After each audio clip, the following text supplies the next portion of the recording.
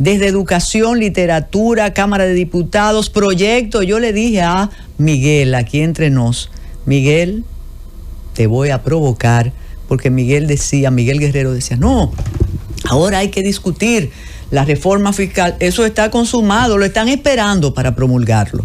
Ahí hay unidad absoluta. Un abrazo a Minerva del Risco, que está más que contenta porque el Festival Mar de Palabras en esta segunda entrega ya está, está sold out. Ya no hay lugar, como las decisiones judiciales, para más personas. Esto se extiende desde el 19 hasta el 21 con invitados internacionales. Literatura durante 3 días. Así que felicitaciones por ese empeño, Yulisa, Giné, todo ese equipo y el tesón y la decisión de Minerva del Risco. Felicitaciones. Bueno, y aquí está Guterres, el secretario de la ONU. Tardía la reacción, Miguel Guerrero. Tú que eres optimista. Ahora es que ellos perciben que hay un país en el mundo, al lado de otro país en el mundo, colocados los dos en el mismo trayecto del sol. Bueno, lo que pasa es que Haití no juega ningún papel en la comunidad, ni siquiera en la comunidad hemisférica. Y hay otros problemas que son más prioritarios para los organismos internacionales. Esa es la gran desgracia del pueblo haitiano. Yo ayer te decía, creo que ayer yo decía, cuando hablábamos del tema con el presidente de la Academia Dominicana de la Historia, Miguel Reyes Sánchez, que Haití tardó, Francia le impuso una multa, que era una multa realmente por la declaración de independencia de Haití, ¿no? Que se separó del poder colonial francés en 1804 y Haití terminó de pagar ese préstamo o esa deuda en 1936. Es decir, y eso sembró definitivamente las posibilidades de que Haití creciera. Y ya es muy difícil que Haití se pueda levantar por sus propios medios. No hay posibilidad, porque Haití no existe realmente. Lo que existe es una afición, lo que hay allí.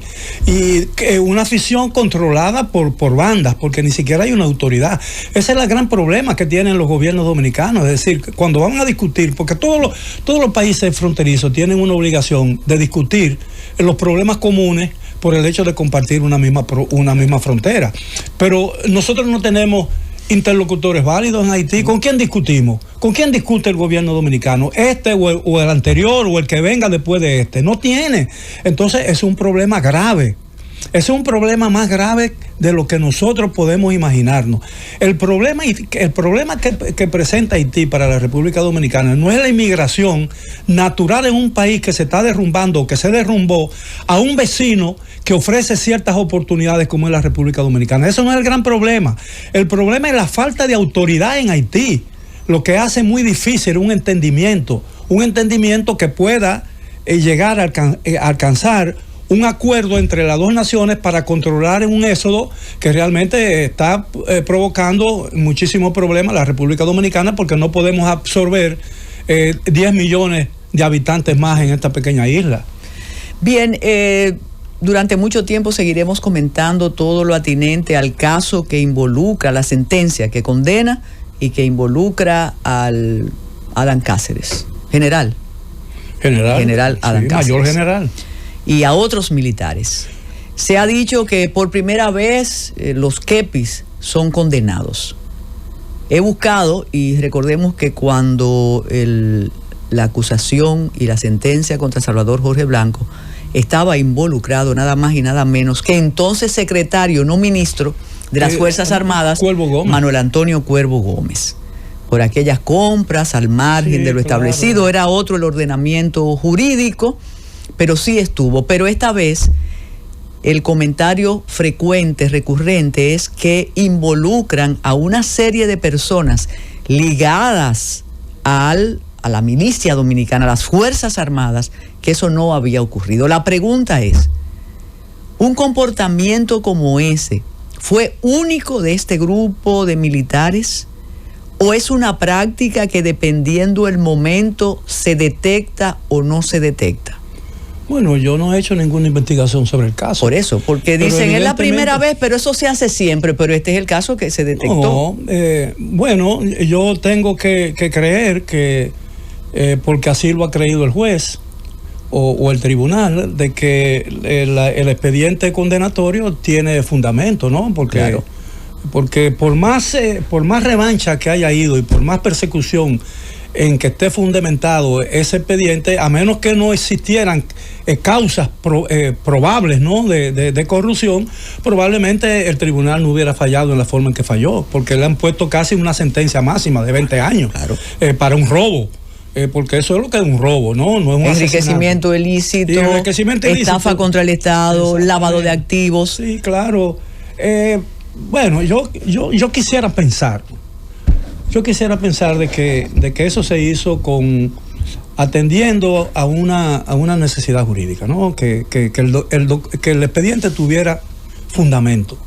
Porque si no, estamos peor que nunca, ¿no? Porque entonces estaríamos hablando de que el poder político se está usando como un arma de agresión contra adversarios.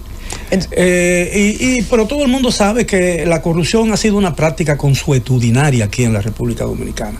Decía don Germán Hornes, que en paz descanse, que aquí la corrupción en el gobierno se parece a una competencia olímpica que corren por cada equipo 4 personas con un palito, y el palito se la va dando cada cierta distancia a uno suyo, y ese sigue corriendo con el palo. Y entonces aquí viene un gobierno, coge el palito y sigue corriendo donde lo dejó el gobierno anterior. Entonces, yo creo que ese tipo de sentencia debe servir para realmente comenzar a desentar la cosa pública, de que realmente en lo adelante la gente sepa de que no es tan fácil timar al Estado dominicano, y que situaciones o acciones como esa tienen consecuencias. Mira, si eso sienta un precedente en ese sentido, yo celebro el asunto, pero yo me temo que no montás, que pueda haber algo de persecución en este expediente en particular. Pero no puedo probarlo.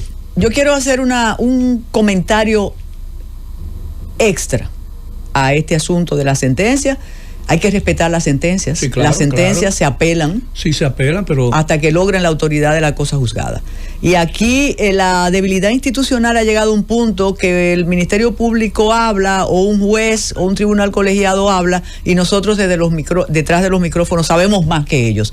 Y eso es un irrespeto absoluto, claro, pero te demuestra la fragilidad institucional. Y el juez comienza a responderle a los otros. Yo no había visto eso jamás. Tú tienes absoluta razón. Yo siempre he dicho que aquí, antes de que un tribunal dicte sentencia, lo dicta la opinión pública.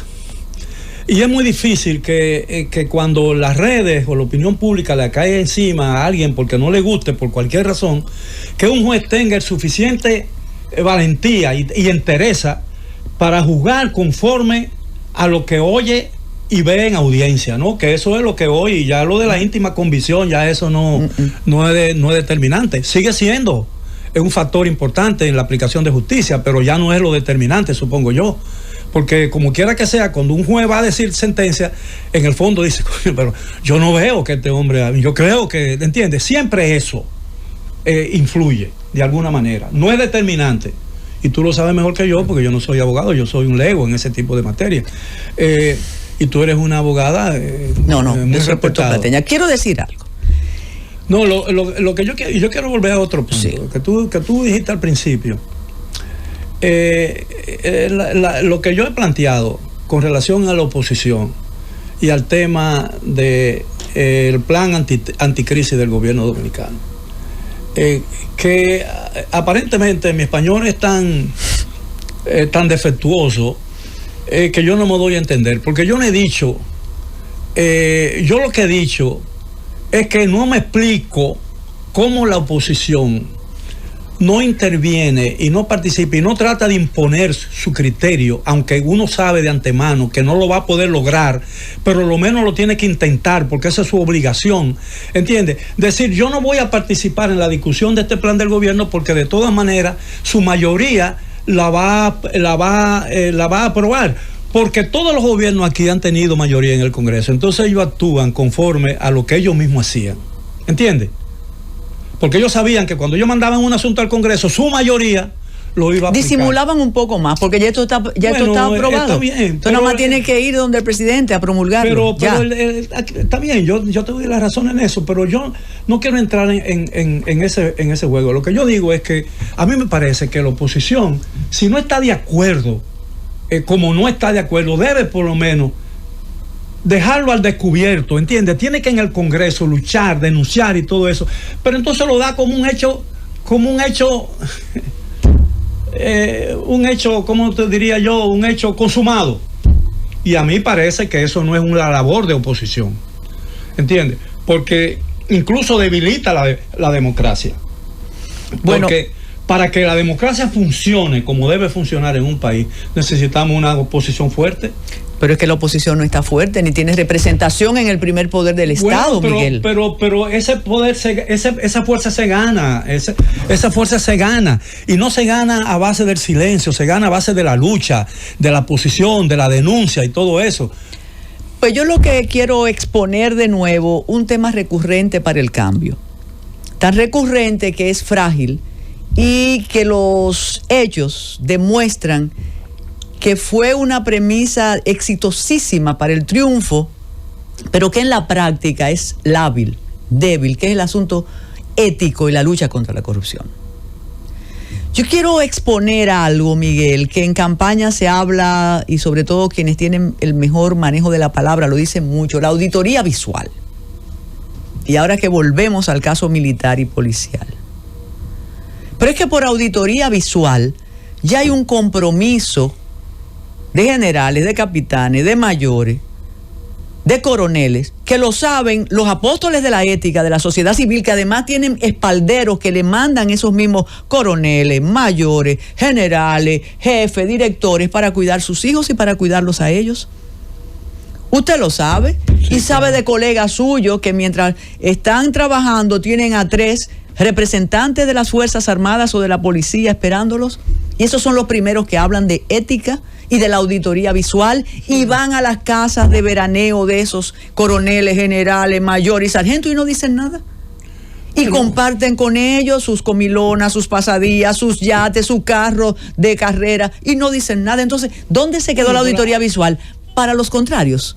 No, y aquí, incluso aquí hay gente que tiene que renuncia a su responsabilidad de denunciar todas esas cosas. Exacto. Que tú dices, e incluso tiene rango militar. Aquí hay periodistas que tienen rango militar. Claro, pero son los que más hablaban. Hay un silencio cómodo ahora entre los viajes y los contratos y demás. Entonces, si vamos a hablar de ética, ahora que se creó un organismo nuevo, dejémosle eso a las autoridades competentes.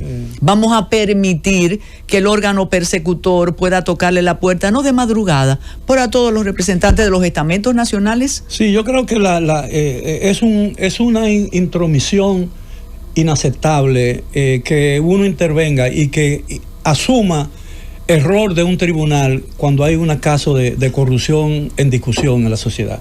Y es muy difícil, como yo te digo, en una sociedad tan permisiva como esta, por ejemplo, que un juez no se deje influir por una corriente de opinión en las redes y en los medios de comunicación, porque son intimidantes, esas redes son intimidantes. Este juez se corrompió, este juez le dieron un tanto dinero. Sobre todo porque hace un tiempo, y eso no ocurría en la época que a mí me correspondió, hace un tiempo que muchos señores de la sociedad civil entran y salen de los despachos de jueces y de fiscales como si fuera de sus propias oficinas. Sí, claro. Y eso no debe ni puede ser, pero eso no debe ser. Y ahí lo intimidan. Sí, claro. Entonces, y los piropean, o le dicen, o pórtate bien, porque si no te vas, aunque tengan carreras.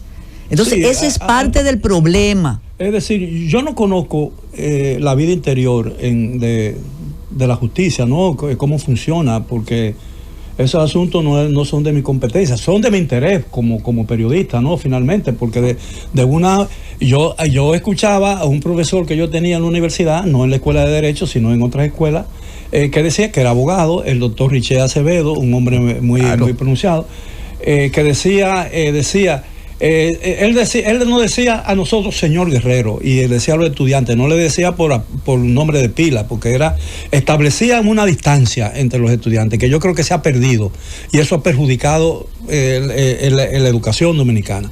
Es decir, él decía, arreglemos la justicia y todo lo demás se arregla por sí solo. Lo creo así. Sí. Entonces, es importante, más que nada, una buena administración de justicia es tan importante como una buena educación y un buen sistema de salud, de protección de la salud del pueblo dominicano.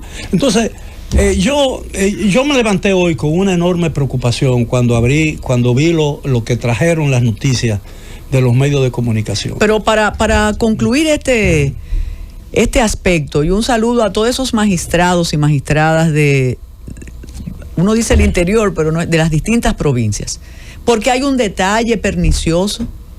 Aquí estamos validando la fortaleza del Poder Judicial y del Ministerio Público solo por los casos de persecución a la corrupción administrativa, y no estamos mirando el día a día del tribunal, el día a día del fiscal, del fiscalizador, del juez que está ahora mismo en un receso, suponte en La Vega, en Samaná, trabajando, y está conociendo casos que no tienen el interés de Palacio, ni el interés de los Estados Unidos, ni el interés de la sociedad civil, ni de esas organizaciones que son un poder de facto, Miguel, que tú siempre has dicho que nosotros salimos de aquí y estamos seguros, pero el peor enemigo suyo, mío y de todas las personas que nos atrevemos a hablar es la agresión de esos grupos de poder.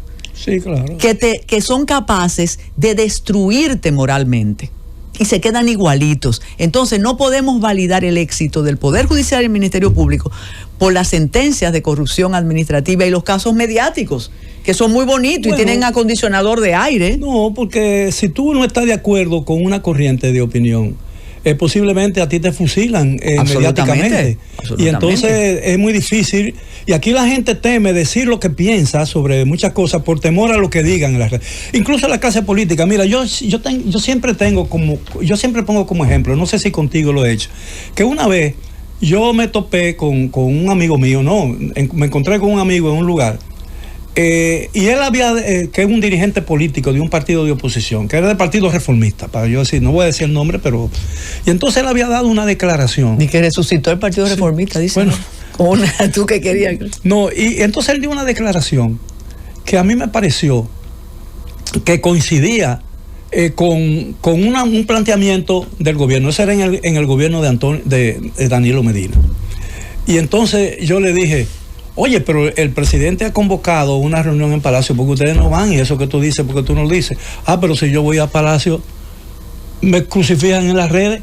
Y yo dije, entonces la dirigencia política del país está pensando más en lo que puedan decir, lo que puede decir cualquier gente o cualquier tipo en las redes, que lo que él piensa de la nación y cómo resolver los asuntos. Entonces estamos, y excúsame la expresión, y se le pido perdón a los oyentes de aquí y al dueño y a los administradores de este entonces estamos jodidos, ¿entiendes? Y yo no acostumbro usar este tipo de expresión, pero si eso es así y así piensa la clase política, entonces realmente estamos jodidos.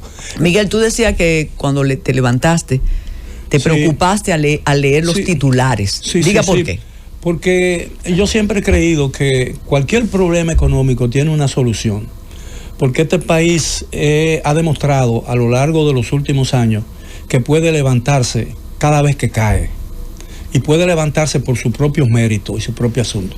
Pero hay algo a que nosotros, un grave problema nacional, el más grave de todo, al que nosotros no solamente no le hemos intentado dar una solución definitiva, sino que ni siquiera lo intentamos, es el problema de la educación. Y yo lo resuelvo de esta manera. Nosotros decidimos darle a la educación preuniversitaria el 4% del Producto Interno Bruto. Y tiene ese sector del Estado Dominicano, tiene un presupuesto más grande, incluso que el de las Fuerzas Armadas. Pero ese presupuesto del 4% del PIB puede ser superado si el 16% del presupuesto de la nación en un año está por encima del 4% del Producto Interno Bruto. Pero eso, cuando acordamos eso y le dimos todo ese fracatán de dinero al sistema educativo, pasamos por alto lo principal. ¿Qué hacemos con ese dinero? ¿En qué lo invertimos? ¿Qué hacemos? ¿Cuáles son los planes? Entonces nos negamos, aprobamos, después de mucha discusión, aprobamos el presupuesto, pero no tuvimos la valentía ni el coraje para sentarnos a discutir qué hacemos con ese dinero. Entonces todo el que llega ahí hace lo que quiere. ¿Entiendes? Entonces, hoy dice Educa, que es un organismo del sector privado, preocupado por el tema de la educación en la República Dominicana, que yo respeto mucho porque están haciendo un trabajo formidable. Desde hace años. Desde hace años. Dice Educa, con un título que publica Diario Libre, que dice: ¿cuántas horas de docencia se han perdido este año escolar y cuánto le cuestan al país? Bueno, el año escolar dice que durante el año escolar 2025-2026 se han registrado, oye esto, 1.384 horas de clases perdidas, con 61 días lectivos afectados como resultado de 55 convocatorias de suspensión que han impactado a 7.921 centros educativos públicos y semioficiales en las 18 regiones educativas. Oye, ¿cómo estamos asesinando el futuro dominicano? ¿Entiendes? Entonces, eso es cada vez que el magisterio, que Dios me lo bendiga, tiene un problema y tiene un desacuerdo con el ministerio, llaman, en horas de clase, llaman a una convocatoria y abandonan los centros educativos. Entonces están creando. Entonces tenemos aquí, oye esto, 191 días, el año lectivo escolar tiene 191 días.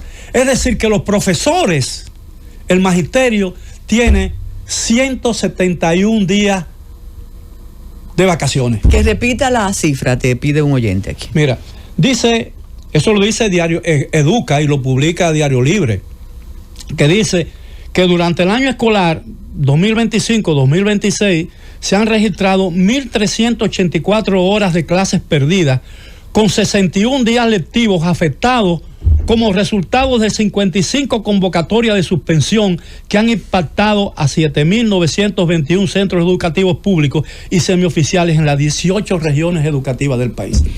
Entonces, yo quiero decir que el año escolar tiene 191 días, es decir, que los profesores tienen 171 días de vacaciones al año. Es decir, ¿cuántos días de vacaciones tiene un empleado en el Estado y en la empresa privada al año? 15 días. Uh-huh. Ellos tienen 171 y aparentemente no son suficientes. Tienen que suspender la clase. Y cada hora que se pierde, dicen los expertos en educación, y no los expertos dominicanos, y los expertos en el sistema educativo universal, dicen que cada hora que se pierde de clases le cuesta recuperarla 18 o 20 horas. ¿Entiendes? Entonces estamos hablando de algo serio, no estamos hablando de que el PIB es de 2 pesos o que la economía, la yautía se está vendiendo a 2 pesos, a 2.5 y la carne de pollo subió 3 pesos. Eso es importante, pero estamos dejando a un lado las cosas que realmente definen el futuro dominicano. ¿Entiendes? Nosotros no vamos a progresar, no vamos a ser distintos como nación, porque la carne se vende un poco más barato de lo que se vende ahora. Nosotros vamos a hacer el camino del futuro, que nos negamos a recorrer con todas las fuerzas que tenemos para hacerlo. El camino del futuro es más difícil y no se llega de un día para otro, porque los cambios económicos, los problemas económicos se resuelven con medidas económicas, pero los déficits culturales, los déficits en el sistema de educación duran generaciones, ¿entiendes? Duran generaciones. Bueno, aquí dice el profesor Juan Valdés, y es muy importante para la discusión, a usted y a mí que nos gusta la confrontación, porque de la confrontación surge la luz. Sí, nace la luz, claro. Nos dice Juan Valdés que las cifras de Educa son falsas. Bueno, debíamos llamarlo, dice que eso alegan que se pierden 883 millones diarios por suspensión de docencia, sí, y que eso no es así. Bueno, pero que lo demuestren porque Educa ha tenido el valor de publicarlo, que entonces los que no están de acuerdo con eso, que pongan al descubierto la falsedad de lo que dice Educa, porque eso es muy sencillo, ¿entiendes? Decir, no, eso es mentira. Es muy fácil, eso no es verdad. Eso no es verdad, es muy fácil, muy fácil. Es una suma importante. No por Oye, eso, que si se una atreve... hora. ¿Tú sabes cuántos días de vacaciones tienen, cuántos días de clase tienen en Japón, en Corea del Sur y en la propia China? 300 días al año. Y en las escuelas japonesas y China no hay conserje. Porque ellos mismos limpian los niños limpian, claro, y hacen su comida. Y entonces la gente no va a ir a aprender a leer y escribir y a leer libros. Van a ir a formarse como ciudadanos responsables. ¿Entiendes? Porque ese para mí es el objetivo principal de un buen sistema educativo. Crear individuos ciudadanos responsables. Porque si nosotros creamos una sociedad compuesta por hombres y mujeres responsables, este país dio un salto. Y esa no ha sido la preocupación. No ha sido la preocupación realmente del sistema. La preocupación del la vocación estudiantil se define ya en los niveles altos de educación. Cuando tú llegas a la universidad, tú decides, realmente tú describes lo que tú quieres ser: abogado, médico, ingeniero, a pesar de que esa vocación tú puedes tenerla excepcionalmente desde mucho más pequeño. Pero los niveles preuniversitarios tienen que diseñarse, Carmen, para crear individuos ciudadanos que sean capaces de aportarle al país, con una educación todavía mejor universitaria, todo lo que el país espera de su gente. ¿Entiendes? Porque si no estamos, y no quiero repetir otra vez no, es fastidiado. Pero sí, dice Fariñas que debemos hacer una pausa y ojalá el profesor Juan Valdés acepte una llamada nuestra para que explique por qué él dice que esas cifras no son verdaderas. Hacemos la